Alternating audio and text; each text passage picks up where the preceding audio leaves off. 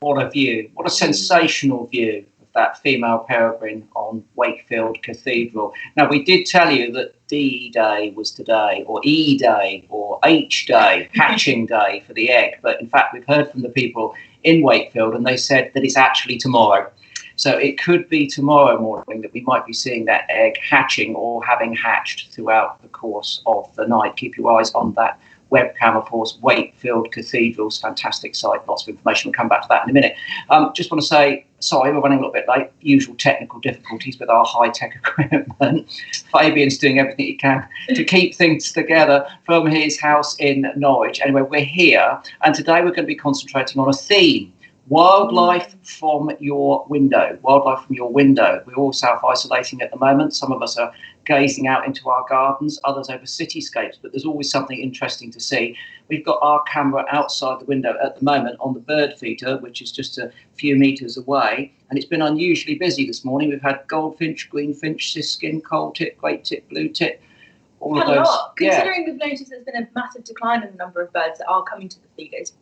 Breeding season, so they're busy elsewhere doing other things.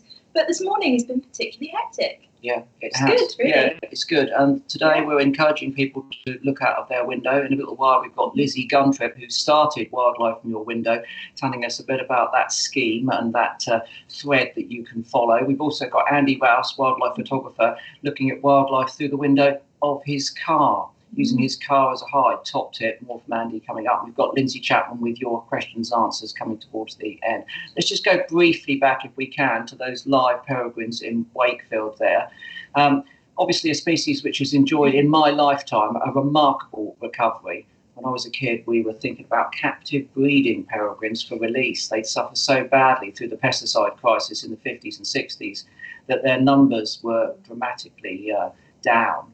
I used to go, 1974-75, I got on a coach, went to Wales and spent a couple of weeks guarding peregrines' nests. So I'd sit there on the coast at a place called Llangrannog all day, every day, in the sunshine, eating cherry pie that I bought from the post office. I have to say it was damn fine cherry pie. In the words of Dale Cooper from Twin Peaks, it was damn fine cherry pie. And I sat there watching these peregrines. But now they're back on many of our cathedrals, principal buildings in town. Here in Southampton, we've got 2 or 3 pairs nesting in or around the city, and the Solent itself has got a host of other birds. So it is a remarkable recovery. Keep your eyes on those. We've got another live cam coming up in a minute, actually. We do, very exciting one. But first, and very importantly, we're going to give you the quiz of the day. Now, this week we've been sharing with you parts of animals, parts of birds, for you to guess which species it is. And today is this one. I think we went slightly harder than we have done. We keep saying that we're going to, make them more tricky, and I feel like we might have done it. There are a couple of species that could be. Yeah, very pink, long legs, obviously in an aquatic habitat. Yeah. So get your answers in on that one as well, and we'll reveal the answer at the end of our broadcast. Yeah. But there is also a very important update we haven't brought you yet, which I can only apologise for, but we must bring you now. Now, of course, last week we had the competition of #NameThatLamb running. We had the lovely arrival of a male lamb. And I wanted to give you a bit of an update on how he's doing. So he's living now with the rest of the group just around the corner from the house, and he's doing remarkably well. He's sticking close to his mum. He's incredibly active. Every time you go in there in the morning, he's getting more and more adventurous. He's very noisy, and he just runs up to where the feeding station is. Of course, he's not actually feeding yet. He's still suckling from mum. But he gets very, very excited. Do you know what I saw him doing yesterday? What? Frolicking. Frolicking lamb. Captain Tom frolicking. He was frolicking. There was absolutely no about it. And it was fine with rain, but I think the rain, just like the poodles, when the rain gets on their back, kind of it itches them perhaps, and they become like a bit hyperactive, and he was a bit hyperactive. He was a bit hyperactive. Oh, I said the word poodle. Look, here's one here. Look here. Look, this one needs shearing. There's absolutely no doubt about that. No, they're so long-haired at the moment. Yeah, we've ordered some clippers online, but they haven't arrived. So we've got shaggy poodles at the moment. Anyway, enough of poodles. Let's move on to our first guest today, Lizzie Guntrip. You can follow her on Twitter at Lizzie Guntrip, so Lie, Guntrip, as it sounds. And also, obviously, her thread, which is hashtag wildlife from your window, from my window, sorry, let's get that right, wildlife from my window. Anyway, here's Lizzie to tell us all about why she came up with this great idea and why it's attracted so many people to that community. Hi, Chris and Megan. It's Lizzie Guntrip here. Thank you for having me on your show today. I wanted to talk to you guys a little bit about my experience of watching wildlife from my window.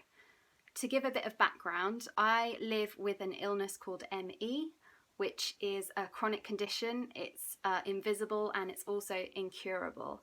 And for the last couple of years, I have been pretty much completely housebound. So in 2015, when I was better than I am now in terms of my health, I joined up with the Springwatch team, so Laura Howard and Anne Gallagher and Lindsay Chapman, and we created an online social media campaign called #WildlifeFromMyWindow. The idea of the campaign is to celebrate how nature uplifts and inspires whatever your circumstances, but especially if you are housebound. To take part, and the campaign is ongoing, all you need to do is post your wildlife stories, sightings, photos, videos and drawings to Twitter or Instagram using the hashtag wildlife from my window. The Wildlife from My Window space is an amazing place online. We've had messages from carers who found joy in watching nature. We've had posts from people in hospital wards who've been able to see everything from wrens to greenfinch to rooks. And of course, there's a whole community of chronic illness sufferers who all find solace and comfort from the wildlife that they see from their window. The campaign has been running for 5 years now, and so I thought it might be helpful to share with you guys some of the creative, low energy and low resource ways that you can connect to nature and bring nature to your window. So my first tip is to look out of your window at different times of the day and in different weathers. If, like me, you can't get out into your garden or you don't have a garden and you really are limited to what you can see through your window, you can expand what you're looking at. You'll see different species, your view will look completely different, and you'll have in your head like a bank of images that are different even though you've only limited to what you can see from your window. My second tip is to remember to look up. So this is a great one for, again, if you don't have a garden, or if, like me, you live in a really urban environment and the ground is just basically roads and busy highways. But it also applies to if you live in a flat. The Urban Birder has a really good quote about this, and he says, "The sky is my canvas. It's amazing what you can see when you look up." My third piece of advice is to wild up your view. If you can buy or make a bird feeder that you can maybe hang on your washing line, or maybe on the railing of your balcony, or you can sometimes buy bird feeders that you can stick to your window. And on Wildlife from My Window, we've had posts of people living in flats and they're still getting great spotted woodpeckers and greenfinches and even bullfinches as well. So one of my favourite Wildlife from My Window accounts uses their windowsill as a mini bird table, and they get up to 12 birds on their windowsill at any one time. It's incredible. So the wildlife will come close to your window. And if you have a balcony or can attach a window box to your window, then try planting bee-friendly flowers. So things like marjoram or lavender or hebe, and they'll look beautiful and they'll smell lovely, and you might even get some fantastic insects coming to visit as well. My last tip is to just remember to keep going. I hope that the Wildlife from My Window campaign and its community can show you that you're not alone. If I've learned anything in the past few years, it's that you can still be a naturalist even if you are housebound. The wildlife that you are seeing from your window is just as valid and just as beautiful as any that you might find in a nature reserve or in wild and hidden corners of the UK and across the world. So I'm wishing everyone watching this many happy days watching their wildlife from their window. Fantastic scheme. Great idea from Lizzie there. It's really Brilliant. caught on. Obviously, it was a couple of years ago, maybe 3-4 years ago now, that Lindsay and I met her on Spring Watch. It's been running ever since then. And like she says, there's always something to see outside of your window. One thing you can do, she suggested too, is to put a bird feeder close to it. We've got one quite close to our feeder. We can go to it live now. Let's have a look what's on it. Well, there is a greenfinch on it, but it's hiding it's hiding right at the back at the moment. And it's annoying because that feeder has been really busy so far this morning. We've had a lot more birds than we imagined that we would see at this time of day. Maybe right now. Not right now. Okay, well, let's not dwell on the backside of an invisible greenfinch. We can move on and show you something a lot more interesting. We have a peeking group. There we are. It did peek, did it? See that? We can see on here. Yeah. You're getting a little bit of a peek view of that bird. He's teasing. But we can offer more than a peeping greenfinch. We can offer more than a peeping greenfinch. Now, as Lindsay said, I really like this idea that everything you can see out of your windows, everything you can see online is valid. It's all about looking at wildlife. So, of course, every day this week, we've been giving you live cameras to check out. And today's, again, I keep saying they're my favourites, but this one really is. It's brilliant. I love this one. This is a live cam of a red-tailed hawk. It's been produced by the Cornell Lab, all about birds, and it's in New York. Now, at the moment, it's quite dark there, so we're not seeing a lot of action. We're seeing the female bird there hunkering down on her chicks and her nest, but we have been keeping an eye on this cam all throughout the week, and I have to say they have been having a bit of a tough time of it because they have gone through every weather imaginable. So this was a clip where they were covered in snow, bit chilly, but of course she's doing a great job at incubating. There were 3 eggs, now 2 chicks and 1 egg. We'll get back to that in a minute. But she's been hunkering down on those chicks, keeping them nice and warm and sheltered, and she's also been having shelter them from some torrential rain as well. And you can see in this clip how she does that exactly by lifting those wings up like that, increasing that surface area so that those chicks can stay nice and dry under there. But when you're looking at the nest, one thing you might notice is the abundance of prey items that is literally littered everywhere. Now, they bring in food, of course, constantly. These chicks are very fast growing. They need a constant supply of food. And there was one study done in California which looked at the different prey items that were brought in from one red-tailed hawk nest.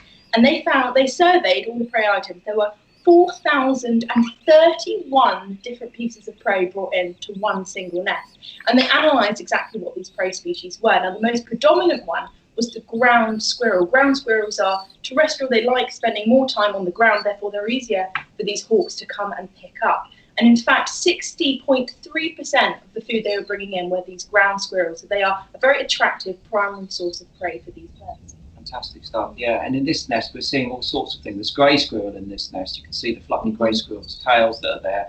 A chipmunk species that's in there. I was looking yesterday and there was a plucked bird there. Quite a sizable bird, actually, as well. And this sort of caching behaviour is quite common in these birds. I should say red-tailed hawks are about the size of our common buzzards, so they're quite a formidable predator. Yeah, just deal with the squeaky toy. That's not bad. That's a little squeaky toy. So they're quite, in that environment, they're quite a formidable predator. They're nesting on the floodlight platform that overlooks Ithaca Sports Athletic Field. They are. They've been nesting there for a few years now, haven't they? But successful in 2017. Up until now, so that's pretty exciting. Well, maybe have it out on your floodlights. Well, there's one last thing I want to show you, and that is that yesterday there was another event taking place. Look at this. Female shuffles to one side. You can see the 2 youngsters there, but also that 3rd egg has a hole in it. It's what we call pipping, in the sense that there's a small hole there and the youngster is finding its way out. That was yesterday, so I've no doubt that by now, probably, or sometimes they can struggle to get out. It depends whether they're getting assistance from the female, but that might have hatched. So it's a great nest to keep your eyes on. You'll find that at the Cornell Lab, all about birds site. Cornell Lab is a fantastic ornithological institution in America, do all sorts of work, actually not just in America, but all around the world. So always worth catching up with that site. Fantastic stuff. Right, next up, we've got the one and only Andy Rouse. Andy Rouse is a wildlife photographer that I've known for many years. He's a brilliant wildlife photographer, travels all over the world photographing tigers, polar bears, you name it, he's done it. produces lots of books. You can follow him on Instagram at Wildman Rouse, Rouse, and also on Twitter, of course. But he's made a little film for us today, which we're going to show you, of him working much closer to home. Like everyone else, he's under lockdown, but he can't put his camera down. So he's been out literally in his car. But it's not driving anywhere. In his driveway. In his driveway. Take a look at this, the one and only Andy Rouse. Morning Megan, morning Chris, morning everybody. How are you doing? Welcome to my little corner of paradise on the Welsh-English borders. Now, 3 weeks before lockdown, our house flooded. I know, so we can't live there anymore. So we've been spending our isolation here in complete safety. It's a brilliant place to be. But I've been using my time to photograph wildlife within 5 minutes walk of where I am. There's no one else here, so it's perfectly safe. And I have found the most amazingly cool stuff. So come with me now and have a look. It's just been incredible. Well, here I am in my car, and it's not quite a Jaguar. In fact, that's the words from the song. I like driving in my car. Do-do, do-do. It's not quite a Jaguar. I know, Rouse Dad dancing and an 80s madness classic. What more could you want in the morning? Oh my God. Now look, I am sitting in my car because it's a fantastic hide. My car's not driving anywhere. I've walked out of my front door into the passenger side and got into this side so I can photograph, because cars are fantastic hides. And if you've got a really good front garden, maybe with a couple of trees in it where the birds are landing, then it's a great place to photograph them from. I'm here for a very specific bird that's always been a dream of mine and has always been elusive. The Tiny Wren. This amazing small songbird with that piercing call is actually the shortest bird in the UK. It's not the smallest, that's the goldcrest, it's the shortest. Where I am, got a stone wall opposite me with some hedges either side. And in one hedge, I've got one male wren who's built some nests and is singing. And further up, I've got another male wren. And the territories overlap on the wall in the middle, and occasionally one of them comes and sits on the wall and sings. And I've been having my coffee and sandwich and seeing it several times, thinking I've got to go and do it. Well, that's why I'm here, because it's one of my ambitions and I've got the time to do it now. So, you know, why not get on with it? Now, we need a few bits of basic kit to do it with. You need something to balance your lens on, because you don't want to be, you know, standing there holding your lens the whole time, because it's going to wave up and down and scare anything away. And, you know, if you've got a heavier lens than this, it's going to ache your arm. So I've got a bean bag here. It's not my proper bean bag, because I left that in India, where I'm meant to be right now instead of on lockdown. So it's a bag, it's got chickpeas in it, okay? But if you haven't got that, just get a pillow and lob some sand in it, or anything, or some mud, anything that will just weigh your bag down on the window, okay? Give it a good karate whack to put a hole in the middle. Take your lens, bash it on the outside of the car, which is part of it, and put it there. The horse over there, by the way, thinks it's the best thing ever watching this, because it's seen me do 51,000 takes and get it wrong. And that's it. Now, some birds you have are going to be very, very, very shy and scared of you. So you can put, you know, one solution is to do that, which is pretty ridiculous. The best solution is to open your door, to trap it in your door just a little bit. Hold your camera while you do that, and there you go. And you've got a pretty good net there that will stop anything getting scared of you. Now, of course, the wren here doesn't care about me at all, because it's an urban wren and it sees coming and going all day long. And I've been sitting here for a few days and getting some amazing pictures of it. It's been great. Every time it sings, my heart jumps. It's just the most special thing to hear a wren singing. It's just truly, truly incredible. I just love it.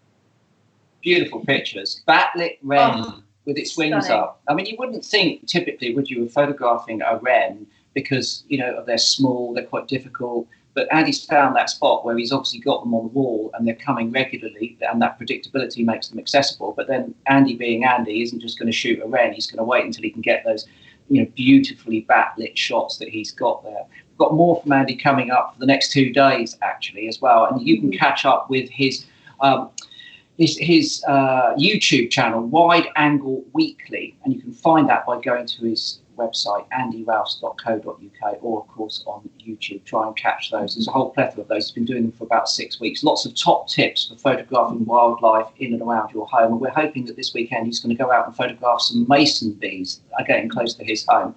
We might have that on next week as well. Fantastic stuff. I'll tell you one thing. When you go onto his website, andyrouse.co.uk, check out his great crested grebe photos. Oh, do you know what?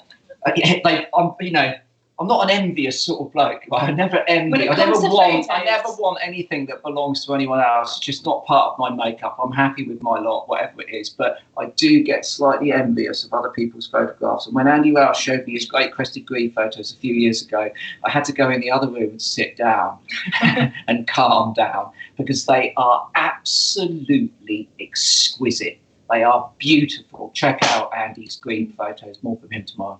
Absolutely. And of course, whatever you're seeing out your window, whether it's common or rare, is absolutely fantastic. And there are some people who have been having a very eagled eye out their windows and have been spotting something rather fantastic. But we'll get to that in a second. Before that, I want to give you a bit of a backstory. So pine martens were an animal, they're a mustelid, of course, that were once widespread throughout the entire UK. When we had ancient woodland covering the span of the UK, the diversity of woods, with the diversity, therefore, of foods and lots of areas where they can den.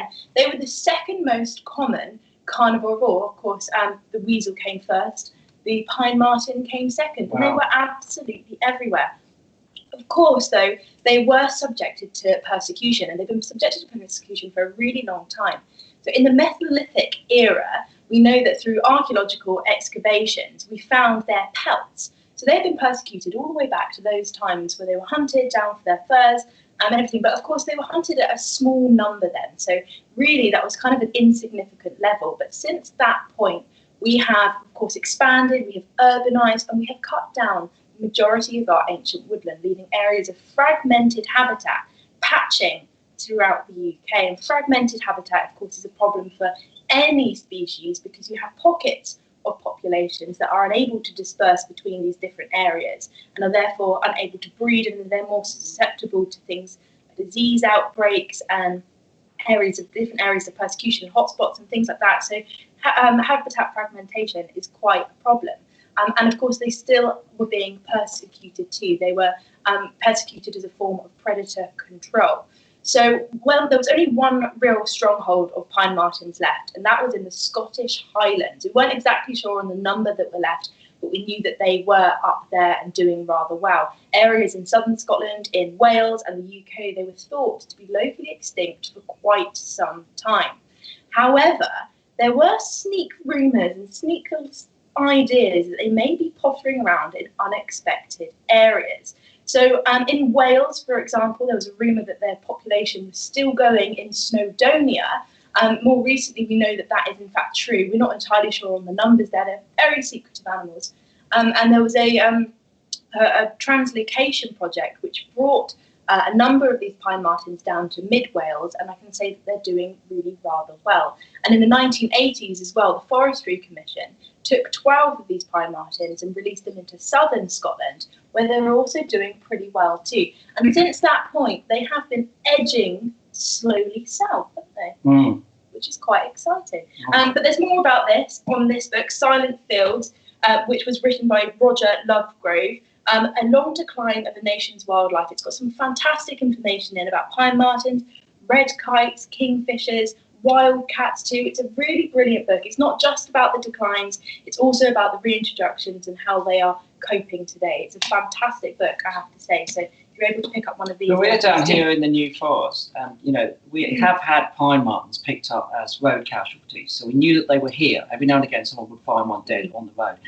And then a couple of years ago, a BBC reporter and presenter, John Cuthill, I was driving, and he rang me up several times. I asked if I said, "What is it, John?" He said, "I think I've seen a pine marten in my back garden." I said, "Well, it's feasible, but it's unlikely. It's like 3 in the afternoon or something. It's on my patio," he said.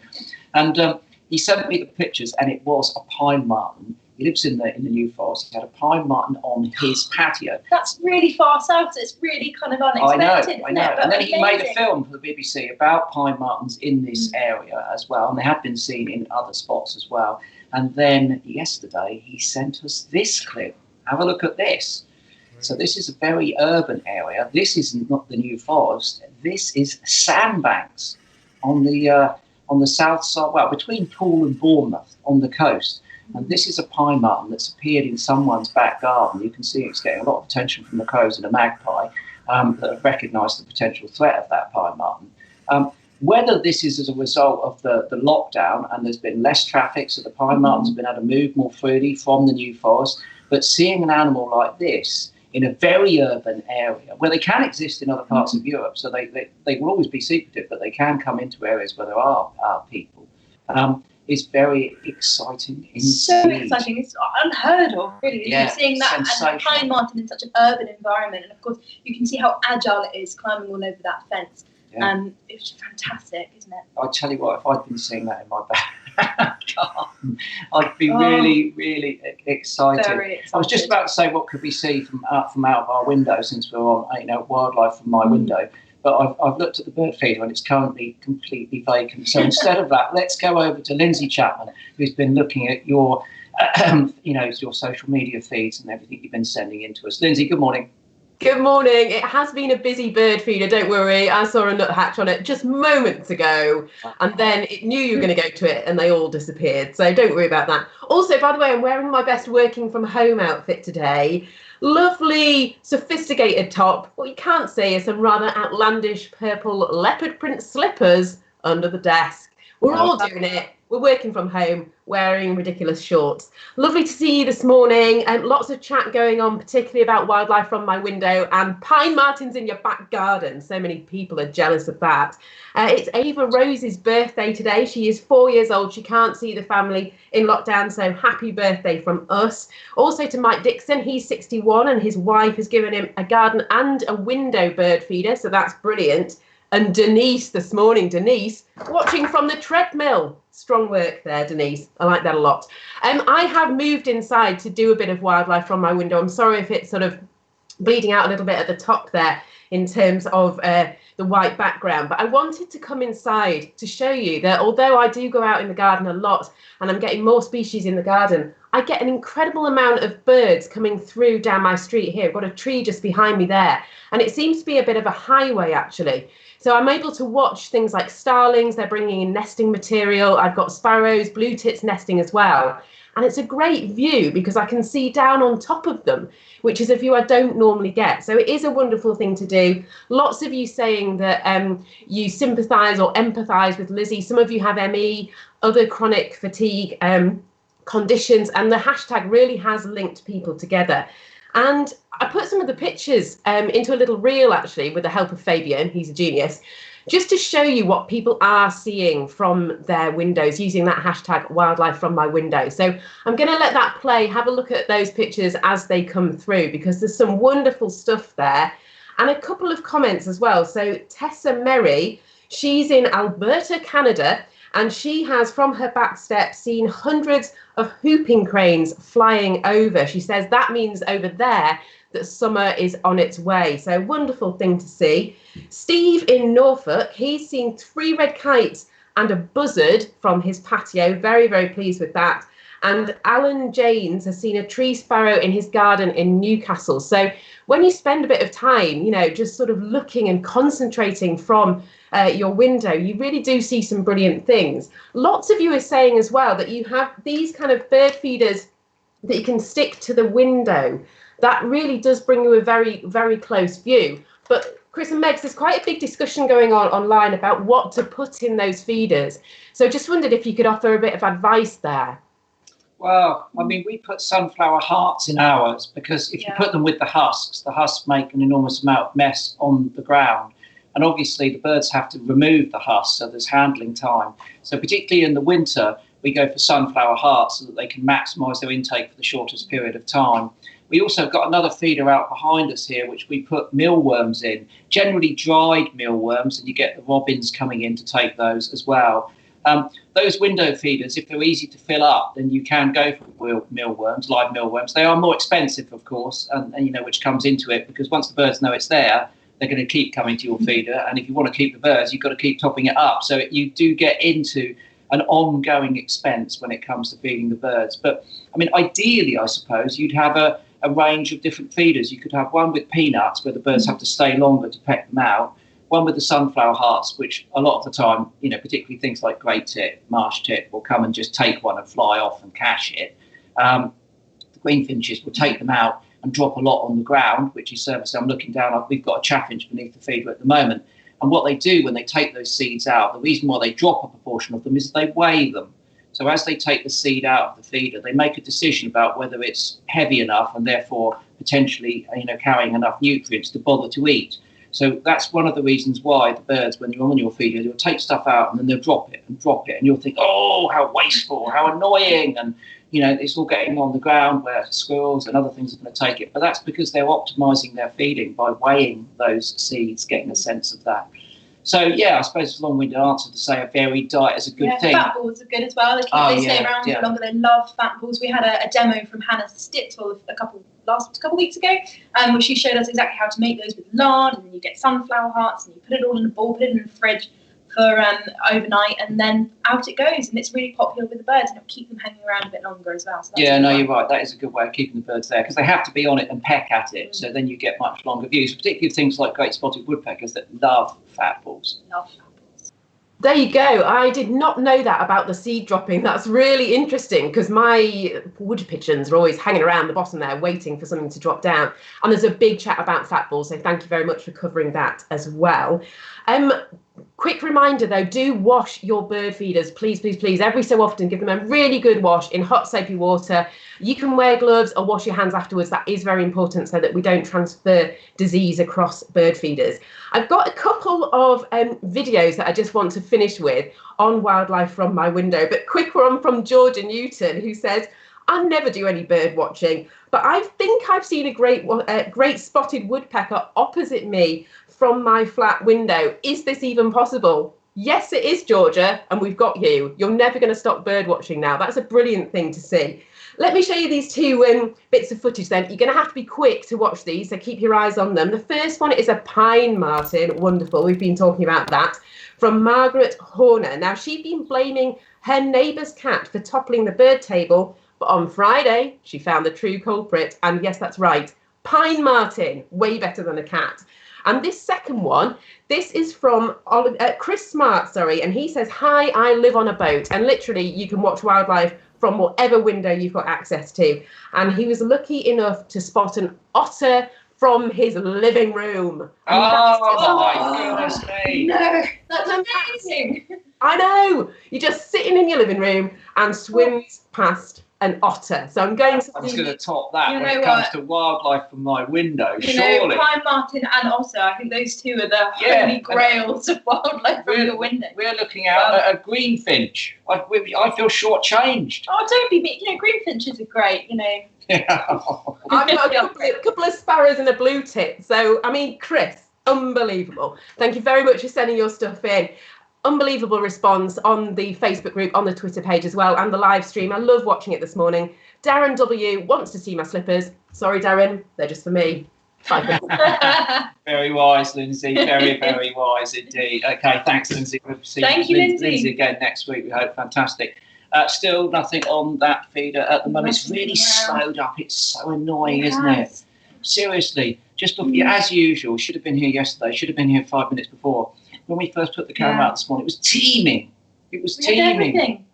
Anyway, should we reveal the answer to the quiz? We should. So lots of people were getting this right. There's a couple that were got slightly confused. So Facebook, we have Fiona, Anise, Alexia, Bev, John, Trevor, Helen. Twitter, Morgan, Ed, Jim, Kristen, Stuart. YouTube, Paula, Star, Luke, Will and Dale. They got it right. They got it right. There's been two main answers for this one. Some people have been saying flamingo, and I can see why. Others have been saying black-winged stilt. And I can confirm the answer is black-winged stilt. We did put this one in as a little bit of a trick one, didn't we? Yeah, we knew people would go with flamingo. Yeah, and understandably why there's gorgeous pink legs, but no, this is a black-winged stilt, often seen in shallow wetland areas where they... Oh, we've got a blue tit bottom. There we are. There we go. Top of the And it's gone. That wasn't an otter or a That pine wasn't an marten otter. from our window, No, was but it? it's still good. A blue tit's bottom on. I've got like blue tit. Anyway, you took that photograph of that blackwing still. I did take that photograph of that blackwing still. This, you know what? You know It what? bugs me so much. This bit. Yeah, look at that. Look at that black smudge there. Careless.